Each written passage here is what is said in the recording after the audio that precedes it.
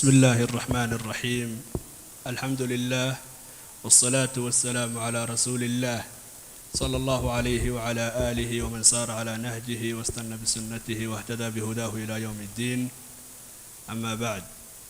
ولا ليال قلبت وحا سيدي هور الله إعلاميي إنه بلاب مدونة فرديو aynu kaga fatwo dalban doono sheekheena fadiilada sheekh Maxamed Cabdi Umal fadhiyadaas oo 8 fadhi noqon doona insha Allah taala. waxaynu galabta u fadhinaa fadhigii koobaad insha Allah taala. waxa su'aalaheenu ay u badnaan doonaan سؤالها موسم كان يا وقت كان لجود جرو كوسابسن يدو شيخ وقتيه بدن وكلا ددوان عينو حلنو لكن وحهدا عينو بدن دونا سؤاله إن سؤالها بشا رمضان يوحيابها الله حديرة بشاس كوسابسن وينسكب العبن دونا ويديها كوبات شيخنا وحوليه هي شيخ وحن أركي بشي رمضان markii aan u sheegay dadkii magaalada ila deganaa ee ila joogayna waa ay iga diideen mayaga ayaan la afuraa mise keligay ayaan iska soomaa. fadal sheekhana. بسم الله الحمد لله والثناء لله والصلاة والسلام على رسول الله وعلى آله وصحبه ومن والاه ما بعد. إلهي توفيق دينا وفتشيو. masaladaasi waxaa ku jira ilaa 3 ra'yi bay culimadu ka qabaan. 3 madhab baa la kala qabaa. qaar waxay leeyihiin culimadu dadka hala soomo hana la afuro aragtidiisa isaga ku goonida ana wax ka soo qaad ma leh. sidaasi waxa weeyaan waa madhabka ay xanaabiladu qabaan waxaana rajaxaya Sheikh al-Islam Ibn Taymiyyah alayhi rahmatullah. waxayna daliishanayaan xadiidkii nabiga sallallahu alayhi wasallam sawmukum yawma tasumun sawmukum yawma tasumun wa fitrukum yawma tafturun. soonkiinu waa maalinkaad soomaysaan mujtamaca muslimka la hadlaya, afurkiinuna waa maalinkaad afuraysaa. marka xugum gooniyo isagu ma leeyahay dadka ha raaco. sidaas qoliya qaba. qoliyana waxay kala qaadayaan soonka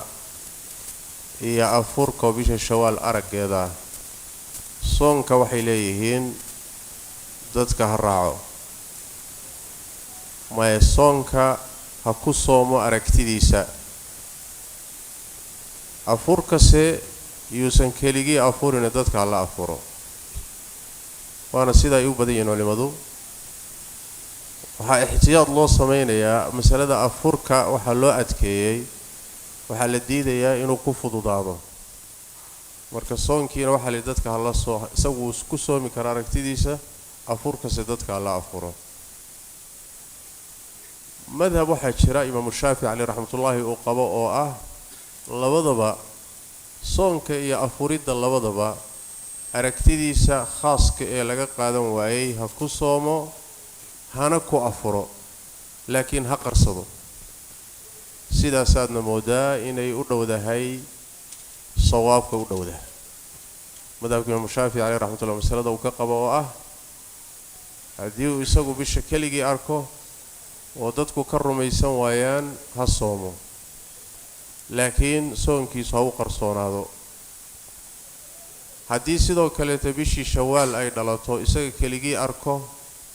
oo laga qaadan waayo laga rumaysan waayo ha afuro, laakiin afurkiisa ha qarsado. sidaas Imam Shaafi'i baa qaba. waana sida marka adilada iyo axaadiista ku soo aroortay masalada la isu geeyo aan isleeyahay sawaabku u dhow yahay iyo saxda. wallahu a'lam. جزاك الله خيرا وأحسن الله إليك. ويديها اللباد وحولي هاي شيخنا بشهر رمضان تيبا فضل بدن إن أن تراويح بدن تكدو إيا إن أن أخرستو قرآن بدن شخصي أهان تيبا إي فضل بدن labadaba waa laba cibaado oo fadli badan inaad quraanka badsato quraanka akhrido iyo inaad salaadaha badsato sida ugu fadli badan waxa weeye inaad salaada dheerayso oo aad quraanka ku dheerayso oo sida marka aad ku kulmiso salaadii oo tukanayso iyo quraankii oo akhrinayso sida ugu fiican way ugu fadli badan haddii xataa aadan quraanka xifdisnayn waxaad ka akhrisan kartaa misxafka adoo salaada ku jira sida ka sugan ummul mu'miniin Aisha radiyallahu ta'ala anhuma iyo in badan oo salafka kamida marka sida u fiican wax weeyaan adoo salaad u taagan quraankaaga akhri haddii taasi ku suuroobi weydo waxay ku xidhan tahay adiga iyo saameynta uu kugu yeelanayo quraanka mise salaadu haddii ta'thiirka iyo saameynta salaadu ay ka badan tahay quraanka inaad gooni u akhrido salaada badso haddii quraanka heligii inaad akhrido saameynta noloshaada uu ku sameynayo ay ku badan tahayna marka quraanka akhriskiisa badso laana muhiimadu wax weeyaan ruuxu cibaadada wuxuu ka dhaxlayo iyo isbedelkay ku sameynayso iyo saameeyntay ku sameeyso taas ah muhiima marar badanna cibaadaadka waxa kala fadila iyagoo siman kolba ta'thiirka iyo saameyntii ruuxa ku sameynayaan wallahu a'lam barakallahu fiik wa jazakallahu khayran weydiyaha saddexaad waxa uu leeyahay sheekhana inta badan waxa igu taga sandaarsiga oo waxaan la qabsaday xilligii aan soonka ahayn ma jirtaa qaab loo sandaarsado bisha ramadaan inta lagu jiro nabigeena sallallahu alayhi wasallam wuxuu yiri xadiidkii laqiit ibn sabra وبالغ في الاستنشاق إلا أن تكون صائما سندارسيغا كحل ديرو oo biyaha sanka ku foge inaad sooman tahay mooyee macnaheedu waxa weeye hadaad sooman tahay biyaha sanka aad ha ugu jiidin oo ha ku xeel dheeraan sababtuna waxa weeye sanka wuxuu u furan yahay hanqalaalka wuxuu u furan yahay dhuunta markay biyuhu xoog u galaan toos waxay u aadayaan caloosha oo xaqay u sibqanayaan sidaas daraadeed xilliyada kale oo aadan soomanayn sandaarsiga ku xeel dheero biyaha jiid si ay u nadiifiyaan sanka haddaad sooman tahay ha jiidin intan hore uun gaadhsii xoog ha u jiidin kadibna iska soo saar biyaha soo celi sidaasaa xadiidka nabigeenu cadaynaya sallallahu alayhi wasallam hadday dhacdo inaad adoo sandaarsanaya sandaarsigu kugu tago soonkii ma jabaya mise ma jabaya waa arrin ay fuqahada iyo culimadu ku kala aragti bedelan yihiin laakiin as-saxiix hadduusan ruuxu u qastin oo biyuhu ku sibqadaan soonkiisu jabi maayo lianna waa nooc min al-khata' khata'ana ummadan ilaahay waa ka koryaalay laa tu'aakhidna in nasiina aw akhta'na فعلت بالله تبارك وتعالى الله هنو قبنين هدان اسموتسيس iyo gaf wax nooga dhaco iyo hadii halmaan uu nooga dhaco alla wuxuu yiri waan idin ka yeelay waakii xadiidka nabiga kumaani sallallahu alayhi wasallam in Allah tajawaza li ummati al-khata'a wa an-nisyana wa mastukrihu alayhi saddex arimood ummadda nabi maxamed loo dhaafay sallallahu alayhi wasallam marka wixii aan ku talagal ahayn waa sidii midalan taqsi muxuu ahay afka ka galay oo kale kadibna dhuunta u gudbay wixii hadaada ku talagelin oo si kala adoo u wada uu si ka noqdo markaasi cibaadadaada wax yeeli maayo saas daraadii soonkii ma jabayo laakiin waa inaad taxadarto way macnaha waa inaad taxadartooda fududaysanin taas waxa xadiidku ka hadlaya wallahu a'lam barakallahu fiik wa jazakallahu khayra weydiyaha afraad waxa uu leeyahay sheekhana ruux ayaan afur ka bixinayay macallin aan aqaano ayaan lacagtii afurkaas aan siiyey. waxaan ku yidhi lacagtaas waa afur aan qof ka bixinayo. maalinkii xigay ayuu igu yidhi lacagtii kuma aanan afurin ee dhar ayaan siistay. marka sheekh, afurkii qofkii aan ka bixinayay ma ka gudayaa maadaama macallinkii aan siiyey lacagta aanu ku afurin ee uu dhar siistay?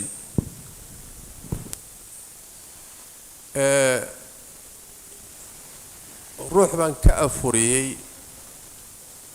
waxaan u fahmay markaan isticmaalka soomaalida aan garanayo, waxaan u fahmay ruux soomi kari waayey baan fidye ka bixiyey. hadduu sidaa ka wado oo waxa uu bixiyey ay tahay fidyada waxaa la yidhaahdaa ruuxii soonkii kari waayey ama da u kari waayey ama xanuun aan rajo lahayn u kari waayey ayaa raashin laga bixiyaa. marka haddii ruuxaas aad ka bixisay fidya la yidhaahdaa, culimmada badankoodna waxay qabaan inay raashin noqoto oo lacag kuma baxdo. haddaad marka isagii lacagtii siiso oo tidhi raashin ku gado ama ku afur oo uusan raashin ku gadin, uu dhar ku iibsaday, fidyadii ma bixin. lacagtii ama ka soo cesho ama u saamaxoo ku sadaqayso, laakiin fidyadii waa in raashin ay ku baxdo waaye say culimmadu u badan yihiin. aayaddana laga qaadanayo ama nusuusta ku soo aroortay quudin baa ku soo aroortay, quudin iyo cunto siin ee lacag siin kuma soo aroorin. taa waa mid. hadday tahay ujeeddada su-aashu waxa la yidhaahdo afurinta dadka, oo maalan fidyo ruux ka baxaysa ma ahee waa sadaqa loo bixiyey inay dadku ku afuraan, ayadii buu wuxuu u isticmaalay inuu dhar ku gato. hadday su-aashu sidaas tahayna iyaduna waa la mid. laakiin ruuxa baxsaday oo isaga u baxsaday afur u baxsaday ajirkiisa waa helaya. kan khayaanada sameeyey dharka ku gatay ayaa dembi raacaya, oo sideedaba wixii lagu dhiibo ammaano ah, sidii lagugu dhiibay iyo wajigii lagugu dhiibay inaad ku bixiso. gaar ahaan markay tahay arrimahan shareecadu ay meel dhigtay, meeshii ay dhigtay meel aan ahay haddaad u leexiso,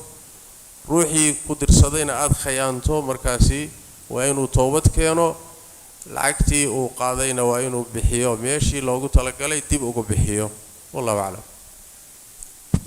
jazaaka allahu khayran wa axsana allahu ilayk.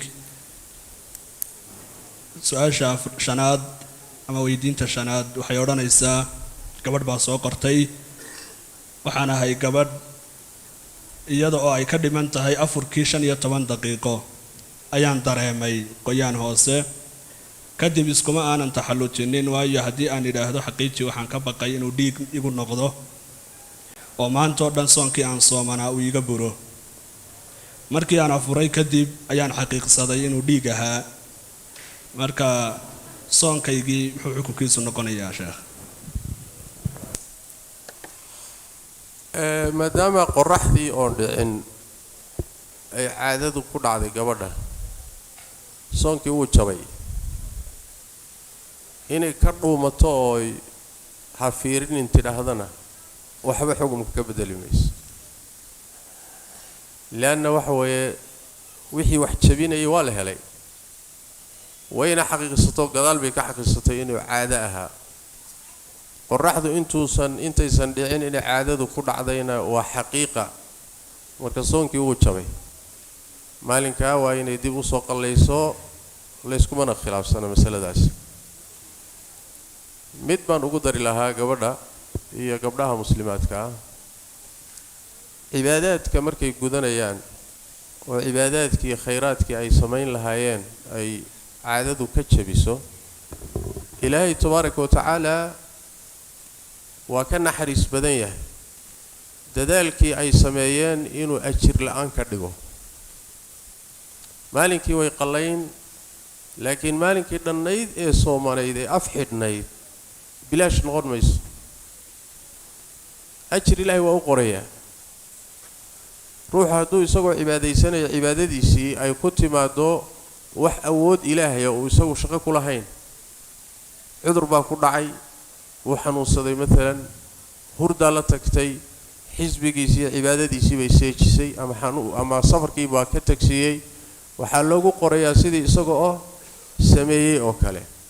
sababta waxa isagu waa dadaali lahaa laakiin arrintan ku timid gabadhan maanta dhan soomanayd wax yar iyadoo qoraxdii dhici rabto soonku ka jabay ajir waa loo qorayaa shaki ma laha laakiin soo qalle way macnaha maalinka dib u soo qalle laakiin ajir la'aan noqon mayso taa waa qodobka labaad gabdhaha muslimaadka ah in cibaadadu markay cibaadaysanayaan dhiigga caadada inuu cibaadada ka kala gooyo inay waxoogaa ka xumaadaan oo waxoogaa dhibsadaanna iyaduna dhib ma laha صحيح البخاري وحا كسوغان من حديث عائشة النبي صلى الله عليه وسلم حج كيسي حجة الوداع دمر كيسا لسعود عائشة كم دهيت وحي لهذا مركان مرينا ماشا الصرف ليلة أيا عاددي يقول عضا بيتر حج كي بانا أحران مركزان اسكا أوي بيتر النبي عيسى قال صلى الله عليه وسلم أنا أوي مركزان وحو كوير محل لويس وحيت رسولك إلهي markaana Makka lagu sii dhawiyay oo dawaafkii iyo hawlihii baa dhow rasuulkeena waxana igu dhacay bay tir markaas nabiga wuxuu sallallahu alayhi wasallam waa arin ilaahay ku qoray gabdhahii aadam uu dhalay ilaahay baa arintan keenay oo ku qoray marka tagto baytka tagto ifcali kama yaf'alu al-hajj ghayra an la tatufi bil bayt in taxshi uu khayr sameeyo dhan adoo caado qaba samee kaliya toon kacbada u baad dawaafayne marka sida Aisha uga ooyday ayadoo xajkeedii wadatay inay caado ku dhacdo yey gabadha yartuna ismoogsiisay ka warwareegtay inay fiiriso muxuu ahay caadada ku dhacday way ka dhuumatay marka waa garteed danka marka la yiraahdo laakiin waa wax Ilaahay qoray tabaaraka wa taala ahkaamna Ilaahay ka ratibay sideeda in lagu aqbalo waaye wallahu a'lam بارك الله فيك وجزاك الله خيرا ويدين تافراد شيخنا waxay leedahay waxay furay ninkaygii wuxuuna igu furay hal dalqo waxaan ku cidda tirsanayay gurigayga isaguna guriga waa uu ka maqnaa markii hal caado ay igu dhacday ayuu maalin salaan ahaan igu yimi kadib waxaan isku aragnay gogosha uuna iga tagay anna waxaan maqlay ninka xaaska oo ciddada ku jirta hadii ay kulmaan inay la mid tahay sidii isagoo soo ceshaday oo kale marka sheekh waxaan ku weydiinayaa kow arintii aan maqlay kulanka in ay ku xidhan tahay inay la mid tahay rajci soo ceshi la soo ceshaday gabadhii man ninka niyadiisa ayaa loo eegayaa mise niyadiisa kuma xidhna laba hadii niyadiisa aysan ku xidhnayn soo celiska oo aanay rajciso aanay ahayn soo celin aanay ahayn dambi miyaa ka dhalanaya kulankaas maadaama laba dhiig ay ii harsanaayeen maxaan yeelayaa ma labadii ii dhinaa uun baan sii dhamaystirayaa mise dib baan u soo bilaabayaa haddii kulanka cunug uu ku calool galay isagana muxuu xukunkiisu noqonayaa waa afar su'aalood oo hal dhacda ka dhalan kara afar su'aalood koobaadi waxa weeye gabadhii iyadoo ciddada ku jirta ninkii furay oo u yimid oo u galmooday hadhowna markii ay weydiisay ku yidhi muxuu ahay niye igama ahayn sidaasi ma ku soo noqonaysaa mise kuma soo noqonayso haddii si kale loo dhigo soo ceshigu dumarka ciddada ku jira la soo ceshado ma fal buu ku xasilaa iyo ficil mise hadal buu ku xasilaa iyo waan soo ceshaday mid waa la isku waafaqsan yahay hadduu yidhaahdo waan soo ceshaday oo ku dhawaaqo waa soo ceshi taasi laakiin asagoon ku dhawaaqin waan soo ceshaday hadduu galmo sameeyo waa ficil galmadaasi soo ceshi miyay ka dhigantahay mise kama dhigna saddex madhabood baa ku jira culimadu qabaan mid waxay leeyihiin ama ha niyoodo ama yuusan niyoonin marba hadduu u galmoodo waa soo ceshi waa madhabka xanafiyada iyo xanaabilada weliba xanafiyadu iyagu waaba ka sii dareena wuxuu dhaheen hadduu xataa dhunkado ama taabto ama xubinkeeda taranka fiiriyo shahwana u fiiriyo waaba soo ceshi bay dhaheen ilaahu muusan niyoonin hadduu rabo laakiin xanaabiladu iyaga xidhay hadduu galmoodo xataa yuusan niyeysaninba madhabka kaa ka soo horjeeda waa madhabka shaaficiyadu waxay qabaan sideedaba ficil iyo fal soo ceshi kuma dhaco ama ha niyeysto ama yuusan niyeysanin imaam shaafici iyo asxaabtiisiina halkaasay mareen madhabka saddexaad waxa weeye falkan uu sameeyey galmada ah hadday niyo la socotay soo ceshi ah waa soo ceshi haddaysan niyo la soconinna soo ceshi maaha waana madhabka maalikiyada iyo riwaaya can imaam axmed madhabkaas baana xoog badan leanna falka iyo ficilku laba ujeedaba wuu yeelan karaa ixtimaal mid waa ixtimaali karaayo ninkan islaantii uu qabi jiray wada seexan jireen isaga yimid inuu isaga simbirrixday oo uu hawshiisa ka qabsaday isagoo soo ceshi iyo dantaa lahayn waa suurtagal kaa uu ixtimaali karaa inuu soo ceshi ula jeeday galmadana waa suurtagal ficilku hadduu ixtimaal galo ama hadalka laba macno ixtimaali karana niyaa kala saarta niyada ruuxa ayaa kala saarta oo dhinac xoojisa marka ficilku soo ceshi sariix kuma ah adilla ku tusayso cadna ma jirto ficilku inuu soo ceshi yahay maadaama uu ixtimaali karayo waa in marka niyo la helo waaye haddii niyo aan la helin oo markuu galmoonayay uusan ku galmoonin soo cesho oo uu isaga galmooday sida xooga badan markaasi soo ceshi maaha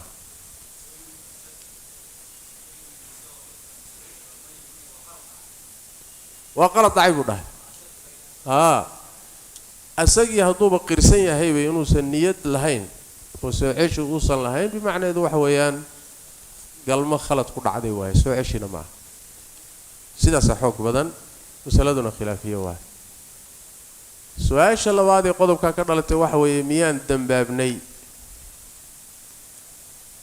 jawaabteedu waxa weeye asaga niyad la-aanta kugu galmooday wuu dambaabay toobadkeen baana laga rabaa laakiin haddii ay noqoto ma si ruux zinaystay oo kalaa loola dhaqmayaa maya waaye oo shubha la yidhahdaa galmo shubha waaye xoogaa maadaama islaantiisi ay ahayd islaanta iyo ninka kala tegay hadday ciddada uu ku soo ceshan karo ku jirtana inay ag joogjoogto isla joogjoogaan baaba la rabaaba shareecada oo weliba ay isu qurqurxiso oo ay muxuu ahaay indha saraxaadiso suu u soo ceshado ilaa wixii waxaa la rabaa reerka inuu isku soo noqdo marka muxuu ahaayey la dhihi mahayo sidii zino oo kale ha loola dhaqmo laakiin waa nikaaxu shubha shubhadaasi waxay meesha ka saaraysaa xaddi ka dhalan lahayd galmada khaladka ah laakiin dembi way tahay waa inuu toobad keeno waayo iyada gabadha dembiyada ma raacaya hadday moodaysay inuu ugu galmoonayo soo ceshi waa sida hadalkeeda ku jira waayo iyadu dembi ma leh sababtu waxay tahay waxay moodaysay inuu yahay ninkeedii oo falkan ula jeeda inuu soo ceshanayo niyadiisana mayna ogeyn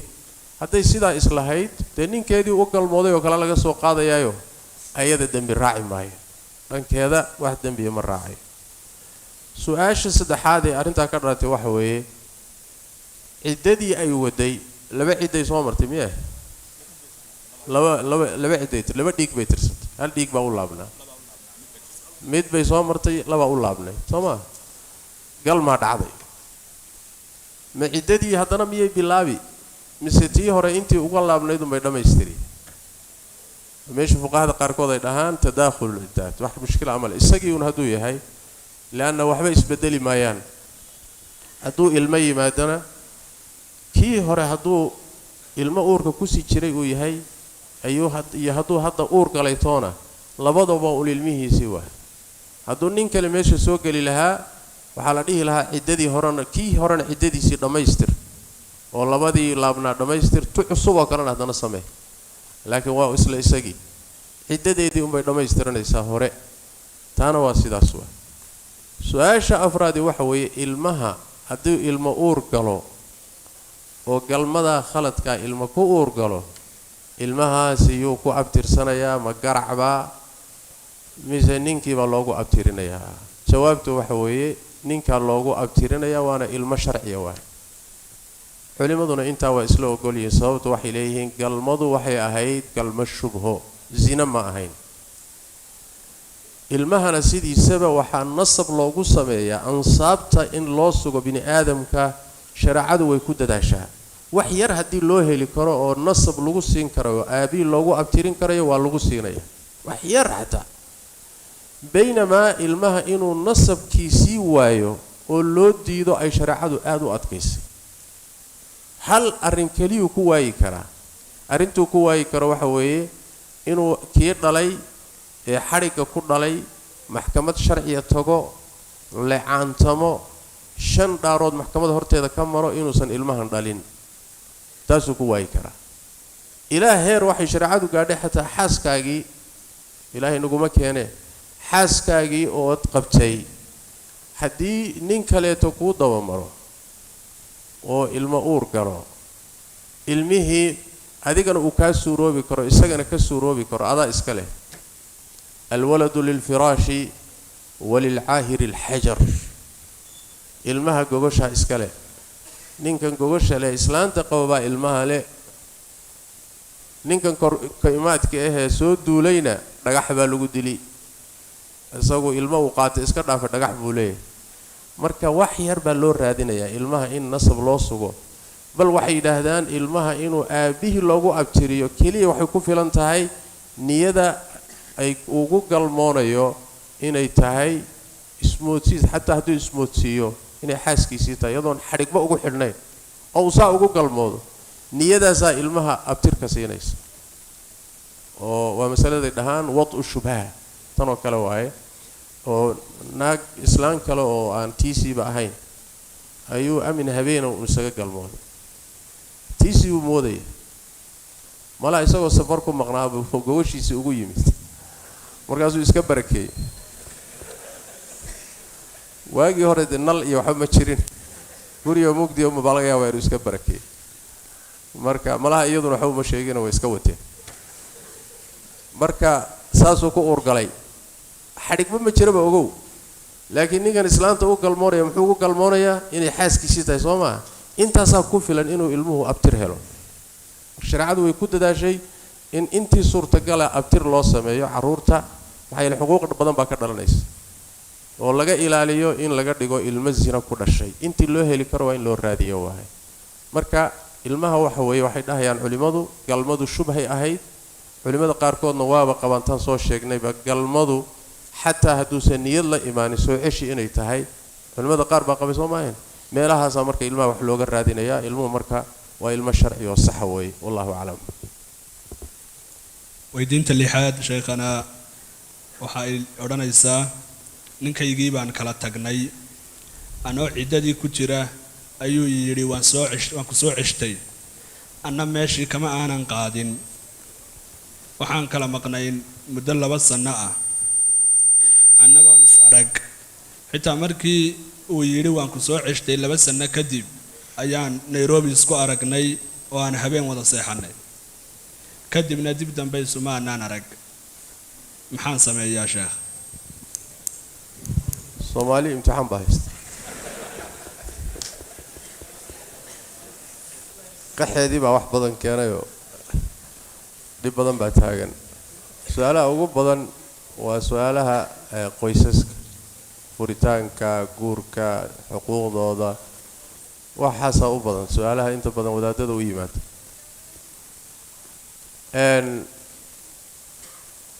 mas'alada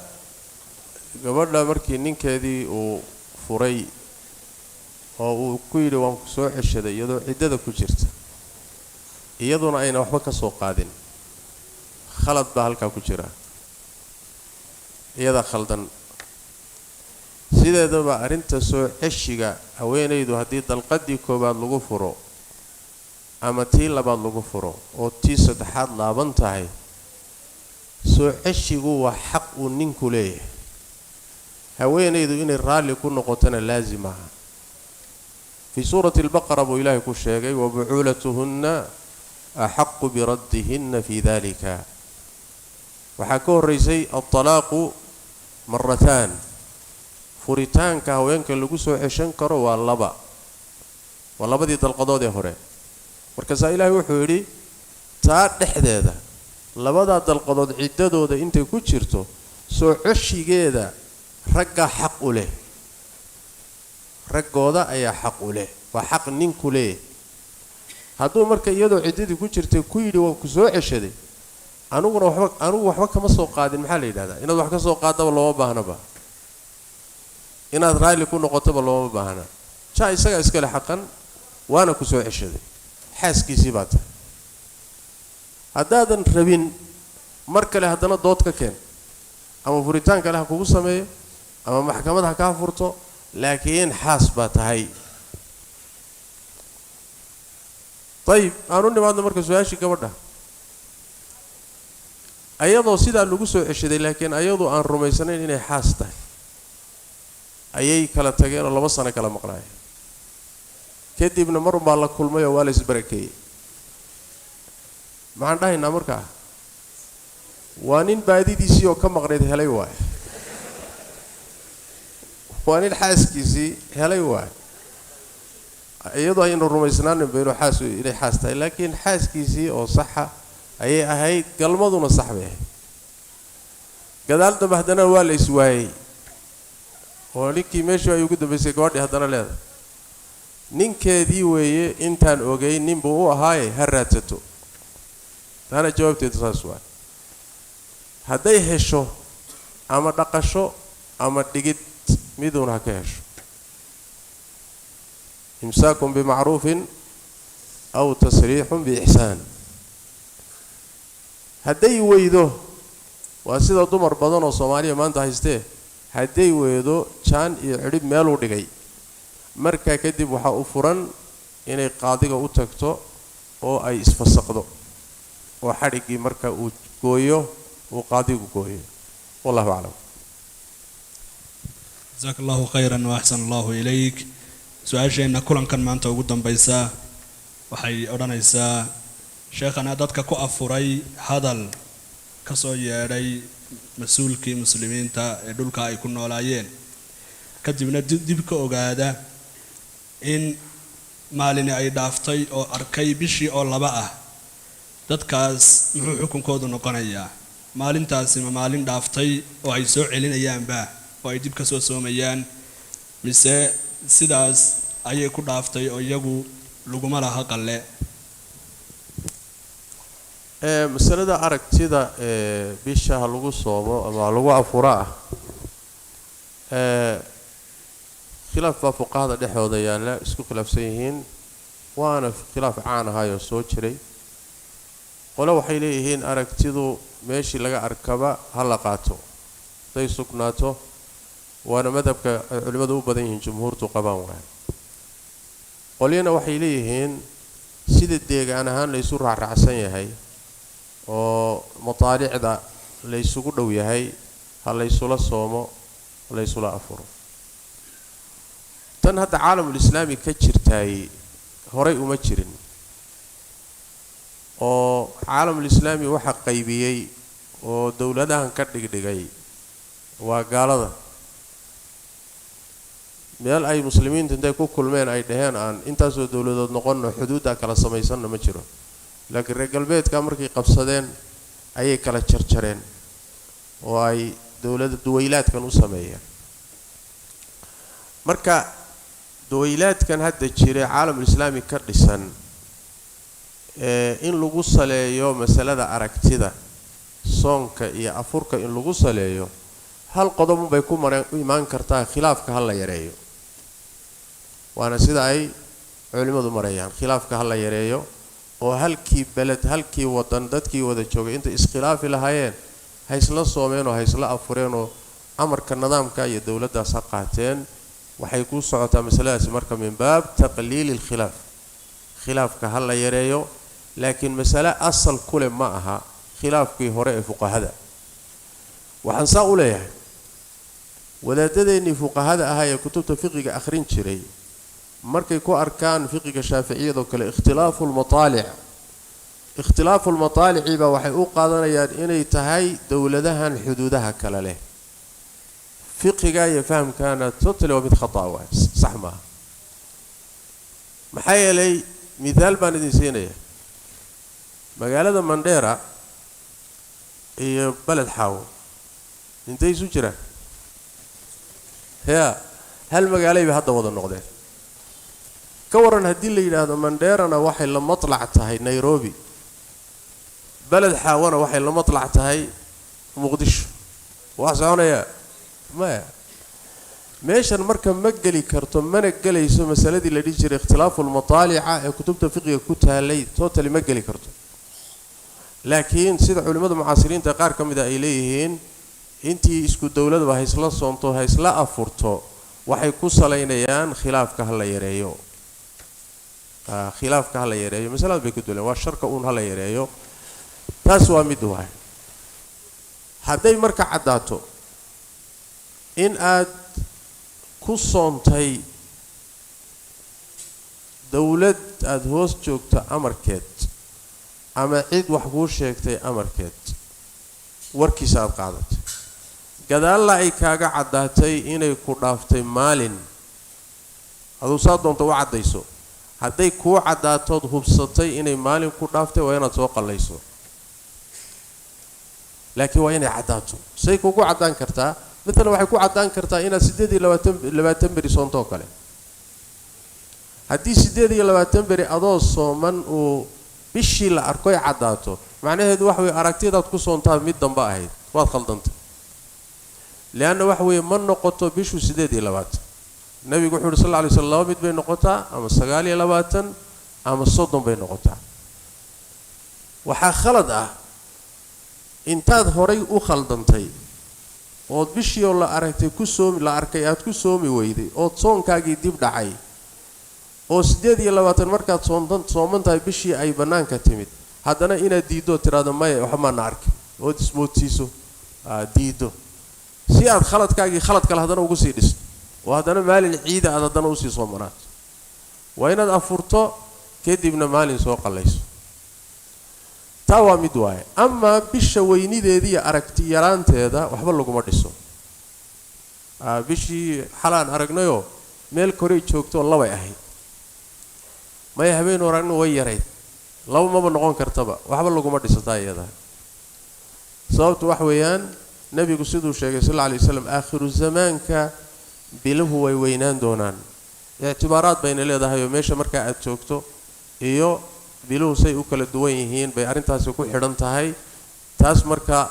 laguma go'aansan karo inay maalin ku dhaaftay iyo inaad maalin ka tagtay iyo inaad hor dhacday iyo inaad dib dhacday ayada laguma saleyn karayo laakiin waxa la sugi bisha dhamaadkeeda haddaad 29 soontay waa soon sax haddaad 30 beri soontay waa soon sax